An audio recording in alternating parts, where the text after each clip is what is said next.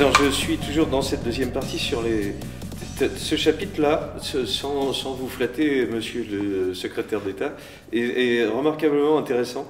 Deux générations de l'innovation sociale. Dans la première partie chronologique de cet ouvrage, j'ai beaucoup parlé d'innovation sociale, c'est-à-dire liée aux villes nouvelles en fait. Comment on a pensé des équipements intégrés, comment on a pensé des voies de bus séparées. Et ici, je décris l'innovation y a été libérée par l'absence de tradition, par la jeunesse des habitants et des entreprises. Et je voudrais te poser la question que je pose à tout le monde, c'est qu'est-ce qui était nouveau quand tu es arrivé ici finalement? Qu'est-ce que tu as eu l'impression de trouver ici qu'il n'y avait pas ailleurs? Pas de tradition. C'était une ville sans tradition. Parce que comme quasiment, à part les habitants, les 2000 habitants du village, tous les autres venaient d'ailleurs, tous les autres étaient jeunes, et ils venaient de partout, il n'y avait pas de tradition. Donc on pouvait... il n'y avait pas de réseau préexistant, il n'y avait pas de... Donc tout le monde était disponible. Ça, c'est un atout fantastique. Hein. Tout le monde était disponible et ça valait pour l'action locale dont on parlait tout à l'heure, mais ça valait aussi pour les entreprises. Une facilité. On s'échangeait naturellement. Et ma deuxième question, beaucoup plus difficile, puisqu'on parle de nouveauté et d'innovation, qu'est-ce que tu as l'impression d'avoir apporté de nouveau? C'est peut-être difficile de répondre que par une chose, mais dans cet espace nouveau où tout était possible dont tu parles, qu'est-ce qui s'est passé de nouveau au moment où tu étais là? Au tout début, ce qui s'est passé de nouveau, c'est alors c'est pas nécessairement des réussites d'ailleurs, mais c'est par exemple des tentatives pour faire que l'école réponde mieux aux besoins des gamins et des familles, par exemple sur les rythmes scolaires, longtemps à l'avance. Dans quelles années?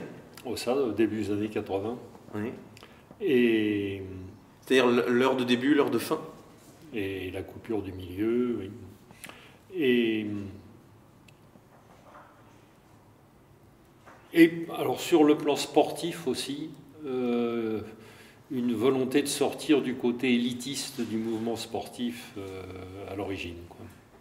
C'est-à-dire d'avoir des équipes de foot, par exemple, d'excellence non, on avait une équipe de foot d'excellence qui était à la Sévry, mais créer des équipes plus ancrées dans les quartiers et qui ne visaient pas d'arriver en championnat de France amateur dès l'année suivante, quoi. Qui consacrait beaucoup plus de temps à la formation sportive, au sport loisir, d'agrément, c'est la création du SCA 2000. Et dans la partie culturelle, quelle innovation Dans la partie culturelle,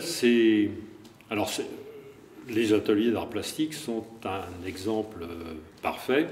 Au départ, c'était la maison de quartier du village qui avait un petit atelier avec Maura, qui apprenait la peinture à une vingtaine de dames. Et comme on a trouvé ça intéressant et que Maura avait un projet, on a soutenu le projet et ça a donné les ateliers d'art plastique. Donc je considère que c'est une vraie création culturelle originale sur la ville. En quoi est-ce que c'est innovant, les ateliers d'art plastique d'Évry? Parce que ça a touché un public qui n'est pas celui des ateliers d'art plastique dans la plupart des autres villes d'Île-de-France. Quel profil plus varié, socialement plus varié, même si c'est rarement les plus pauvres qui vont là, mais quand même socialement beaucoup plus varié, avec une volonté aussi d'avoir des jeunes autant que des vieux. Et comme pour Maura, comme pour Pasco, comme pour... d'autres, c'est leur profil, tu penses, d'animateur socio-culturel qui leur permet de toucher les deux univers? C'est là-dessus que j'ai accroché avec eux, quoi. Les deux m'ont convaincu par leur type d'engagement là-dedans.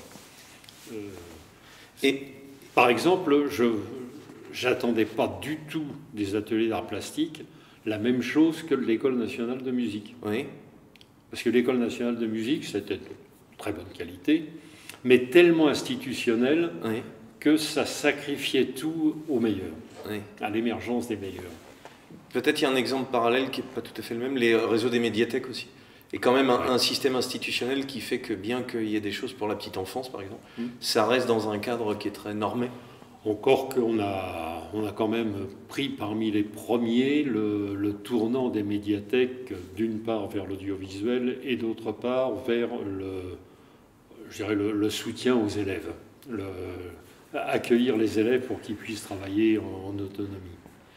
Et ma troisième question récurrente, qu'est-ce que toi qui n'es plus évrien mais qui connais vraiment très bien cette ville, qu'est-ce qui pourrait être nouveau à l'avenir, si on compare avec les sujets que tu as pris là, du rapport à l'innovation socio-culturelle ou... Là, je sens que oui, je sens que je ne suis plus... Non seulement j'habite plus ici, mais j'ai pris de l'âge, quoi. C'est-à-dire que je n'ai plus de contact direct avec ceux qui bougent. Et je me dis que c'est probablement autour de l'université qu'aujourd'hui peut se faire de l'innovation, mais pas dans l'université. Je dis bien autour. Quel type, ça m'intrigue ce que tu dis. En gros, je vois deux difficultés dans l'histoire des 50 années de la ville nouvelle. C'est l'échec en matière de mixité sociale, sauf à juxtaposer les quartiers. Et c'est le fait qu'on a réussi à avoir un bon équilibre habitat-emploi, mais pas au profit des habitants. Oui. C'est-à-dire on a effectivement les emplois qu'il faut, mais ce n'est pas les habitants qui les occupent pour une bonne partie. C'est là-dessus qu'on peut aussi avancer. Tu veux dire que des gens qui seraient professeurs ou étudiants, donc d'un niveau scolaire plus élevé, on arriverait à les fixer dans le centre ou dans la ville, et oui. ça transformerait l'équilibre. Je pense que ça transformerait. Il y a un levier à jouer à cet endroit. Je pense que... Alors, ça y est pour une part. Évry est la ville où l'université a le plus fort pourcentage d'apprentis, d'étudiants oui. en formation, en alternance ou apprentissage. C'est la plus forte de France. Et le résultat est positif, c'est-à-dire qu'une bonne partie des apprentis qui sortent diplômés de l'université, c'est quand même près de 1000 par an, se placent dans le secteur. En même temps, mais c'est pas assez. Et puis tu parles de formation professionnelle. L'université, longtemps, n'a pas aimé... pas voulu, ça. Voilà, c'est pour ça qu'on a créé la fac des métiers, c'est que c'est de l'apprentissage réel qui donne du travail directement. Mais l'apprentissage à l'université d'Évry donne également... ça marche très bien. Hein. Oui, les résultats sont très bons. Je te disais qu'il y a même une licence professionnelle sur le tourisme qui vient de se créer depuis 2 ans. Avec un prof remarquable, voilà. Paraît-il. C'est Abdoulba qui dirige, que tu connais l'ensemble. Parce que pour taquiner ton successeur, que les gens de classe scolaire plus élevée habitent dans le centre-ville, c'est pas dans les tours du centre-ville qu'on nous a plantés que ça leur donnera envie.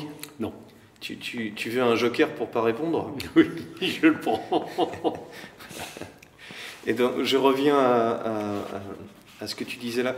L'innovation sociale par Hébert Suffren ou par Manuel Mora, elle peut se faire parce qu'on a des profils de gens qui ne sont pas directement issus de l'institution.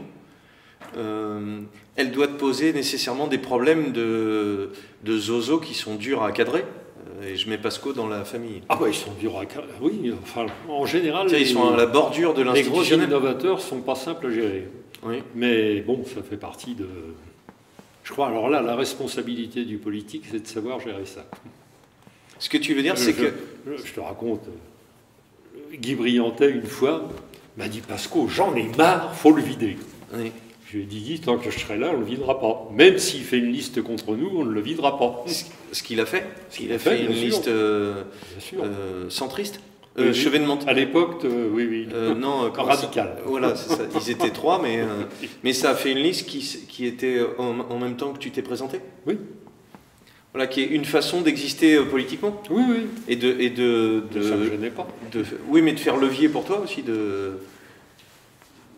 Ou ça permet pour un homme politique comme toi, au contraire, d'avoir d'autres électeurs qui votent pour lui et qui te ramènent des voix ensuite. Oui, le cas échéant, je le prenais comme ça. C'est ce qu'a tenté Jospin et qui a raté. Oui. Toi qui connais bien cette situation Oui, aussi. Tu veux dire par là que l'innovateur, alors on n'a pas dit emmerdeur, mais on pourrait, fait qu'ils ont un ego assez fort, pour avoir bien connu Maurras aussi. Hébert Suffren, c'est quelqu'un qui a un sens de sa valeur aussi. Oui. C'est-à-dire, c'est des gens qui ont leur idée et qui l'amènent jusqu'au bout. Tu te vois en politique comme celui qui va les aider à accoucher, à initier ça. C'est-à-dire que même s'ils s'endorment un peu, il faut que tu les réveilles en les taquinant. Je crois que ma responsabilité, c'est de faciliter ce genre d'initiative.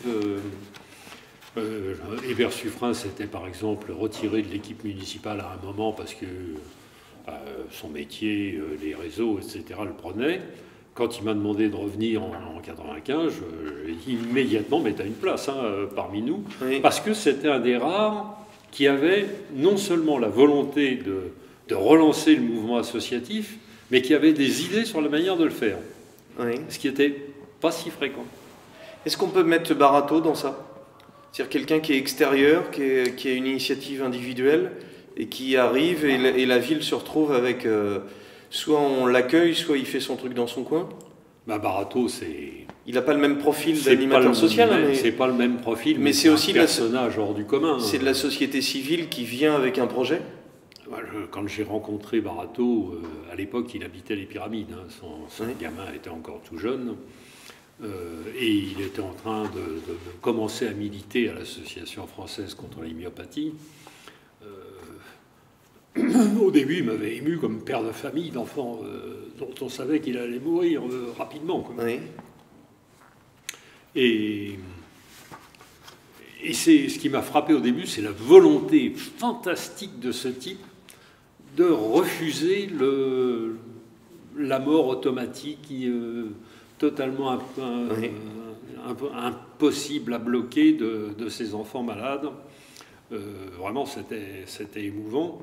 Et donc, quand il m'a proposé de créer le Téléthon, je ne mesurais pas du tout le succès que ça allait avoir. Alors ça, j'étais très loin d'imaginer. Mais il m'a semblé que cette volonté formidable, c'est pareil. Il fallait la soutenir. Et donc, on a monté le Téléthon. Quand j'ai annoncé aux copains du bureau municipal qu'on allait mettre 2 millions de francs à équiper les arènes pour 2 jours de films, l'équipe municipale n'était pas très, très enthousiaste. Mais je considère que ça, c'est la responsabilité du politique. C'est-à-dire de trouver dans la société les gens qui la font bouger. Et alors, avec la difficulté de l'accompagner sans se faire manger, sans les manger et de trouver... il faut aussi ne pas les manger, ce qui n'est pas toujours simple. Oui, parce qu'ils peuvent finir par s'endormir. Oui. C'est ce que tu dis. Tu dis que c'est un pari risqué. Le propre de l'initiative citoyenne est d'être fragile, de dépendre de la motivation, de la disponibilité d'un petit nombre de militants. Il faut saisir sans retard le moment favorable quand les motivations sont fraîches et intactes, puis accompagner l'action, et si elle doit durer, préparer les conditions de son institutionnalisation. Oui, parce qu'il y a un moment où, en effet, les gens s'usent, les gens se dispersent. Si la vie fait qu'il y en a qui déménagent. Et alors ça, on constate toujours, c'est toujours vrai, que le relais est dur à prendre. Et puis je crois que si on prend des phrases un peu importantes, toi qui as connu et travaillé avec Mitterrand, c'est ça le politique, c'est la transformation d'une initiative fraîche, courte, durable. En temps long. Oui. Tu as l'impression que c'est ça qui est de faire du politique et de la politique après, et qui a peut-être changé aujourd'hui d'ailleurs, ce rapport du temps de la transformation. En tout cas, c'est ça. Je pense que les conditions sociologiques d'aujourd'hui sont plus difficiles. Mais puis le rapport au temps, l'individualisme. Le rapport au temps aussi, parce que le rapport au temps a énormément changé, plus vite. Et en même temps, on a l'impression, quand on est extérieur à tout ça, que c'est une façon pour une mairie de manger, de récupérer, de faire disparaître de l'initiative ou de l'opposition possible. Toi qui as été un maire, je te compare pas avec ce qui s'est passé à Étampes, mais un endroit pour les deux villes où il y a un leader fort sans opposition, on peut penser que c'est dans la société civile qu'apparaîtraient tout doucement de possibles opposants. Tu pourras avoir intérêt à les récupérer, entre guillemets. Je ne pensais pas ça comme risque d'opposition. C'était le côté novateur qui m'intéressait. Tiens, un exemple. Alors, je ne sais plus quand ça se situe, mais ça se situe au début des années 80. Élection à la Chambre de commerce. A priori, milieu dans lequel je ne me sens pas politiquement très, très intéressé. À l'époque, la Chambre de commerce était présidée par un commerçant de Corbeil qui faisait rien. La Chambre de commerce ne faisait rien. Et il y avait comme candidat alternatif un entrepreneur de Dourdan qui était alors lui candidat du Parti des Républicains, candidat du parti de Giscard d'Estaing. Donc pas du tout mon monde politique. Oui. Mais qui était un mec qui bougeait. C'est avec lui qu'on a monté la faculté des métiers, par exemple. Oui. Et ben, j'ai soutenu et j'ai fait voter tout ce que je connaissais comme chef de petites entreprises pour ce gars-là, parce que au moins ça bougeait. Oui. Et que, d'ailleurs, je m'en suis jamais... j'ai jamais eu à m'en mordre les doigts. D'abord parce qu'il disait « je présente des candidats partout, sauf Évry », mais parce que surtout il faisait des choses. Oui. Et l'important, c'est de faire des choses. Alors, je comprends qu'on va s'arrêter sur celle-là. On est au bout là.